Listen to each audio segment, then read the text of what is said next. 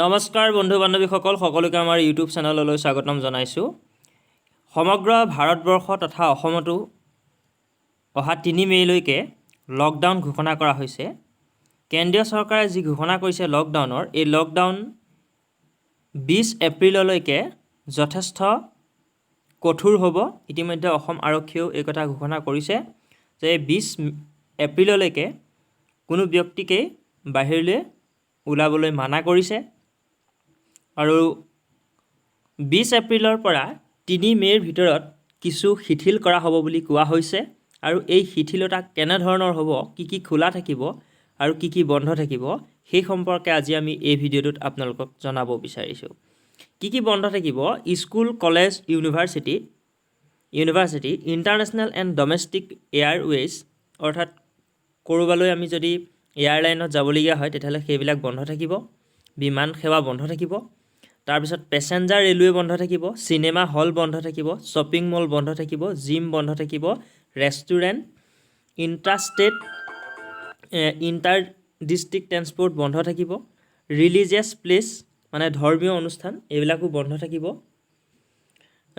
ইয়াৰ পিছতে swimming pool বন্ধ থাকিব, পাৰ্লাৰ বন্ধ থাকিব, তাৰপিছত চিটি বাছসমূহ বন্ধ থাকিব, ৱাইন শ্বপ, গুটখা, টবেকো এইবিলাক সকলোবিলাকেই বন্ধ থাকিব। লগতে প্ৰাইভেট ভাইকেলছ অৰ্থাৎ ইমাৰ্জেঞ্চিবিলাক হ'ব, ইমাৰ্জেঞ্চিৰ বাহিৰে বাকী যিবিলাক গাড়ী চলাচল হ'ব প্ৰাইভেট, সেইবিলাক সকলোবিলাক বন্ধ থাকিব।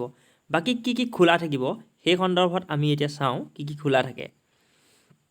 First and second grade government employ if necessary, যদি প্ৰয়োজন সাপেক্ষে ফাৰ্ষ্ট গ্ৰেড আৰু ছেকেণ্ড গ্ৰেডৰ যিবিলাক গভৰ্ণমেণ্ট এমপ্লয় আছে তেওঁলোকৰ ক্ষেত্ৰত খোলা থাকিব, তেওঁলোকে অফিচ কাছাৰীলৈ যাব লাগিব।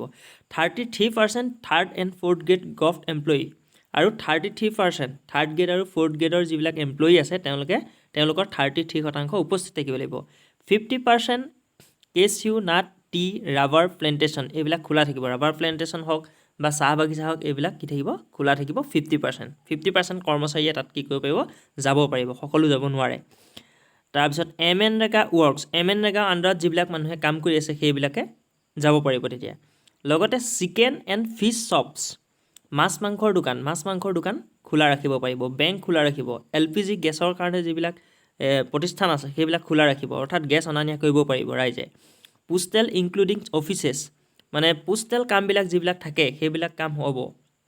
তাৰপিছত cargo airlines, IT vendors, insurance কোম্পানীবিলাক, RBI, NPCI, CCIL এইবিলাক চব কি থাকিব, খোলা থাকিব। কেৰচিন আদান প্ৰদান খোলা থাকিব।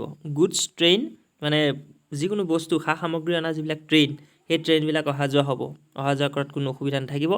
ৱাটাৰ মেনেজমেণ্ট ছেক্টৰছ আৰু ভেটেৰিনেৰী হস্পিটেল এইবিলাক চব খোলা থাকিব। মিল্ক শ্বপ, গাখীৰৰ দুগ্ধ পামবিলাক খোলা থাকিব। এনিমেল ফুড শ্বপছ, এগ্ৰ' শ্বপছ এইবিলাক চব খোলা ৰাখিব। তাৰপিছতে ৰেচন শ্বপছ, মানে ৰেচন যিবিলাক অনা নিয়া কৰিব লাগিব আমি খাদ্যবস্তুবিলাক, সেই ৰেচনৰ দোকানবিলাকো খোলা থাকিব। ফ্ৰুইট শ্বপবিলাক খোলা থাকিব, মানে ফল মূলৰ দোকানবিলাক, ভেজিটেবল মানে শাক পাচলিৰ দোকানবিলাক খোলা থাকিব। ফাৰ্মাচী খোলা থাকিব, ATM খোলা থাকিব। টেলিকমিউনিকেশ্যন, ইণ্টাৰনেট এইবিলাক সকলো খোলাই থাকিব। পেট্ৰল পাম্প খোলা থাকিব। লগতে টি ষ্টলবিলাক খোলা থাকিব। ইমাৰ্জেঞ্চি হেল্থৰ কাৰণে খোলা থাকিব। মিডিয়াসকলৰ কাৰণে কোনো বাধ্যবাধকতা নাথাকিব, তেওঁলোকৰ বাবে সদায় অ'পেনেই থাকিব। ৱাটাৰ ছাপ্লাই খোলা হ'ব। তাৰোপৰি irrigation works, highway truck repairing works এই সকলোবিলাক খোলা থাকিব। গতিকে আপোনালোকে গম পালে যে আমাৰ যিটো লকডাউন দি আছে ইতিমধ্যে, সেই লকডাউনত কি বন্ধ থাকিব আৰু কি খোলা থাকিব। এনেকুৱা প্ৰত্যেক দিনে আমি অহা কাইলৈও এনেকুৱা ভাল খবৰ আপোনালোকৰ মাজলৈ লৈ আহিম। গতিকে তাৰ কাৰণে আপোনালোকে চেনেলটো ছাবস্ক্ৰাইব কৰি থ'ব আৰু বেল আইকনটো দবাই থ'ব, তেতিয়া ভিডিঅ'সমূহ সকলোতকৈ আগতে আপোনালোকে চাব পাৰিব। ধন্যবাদ।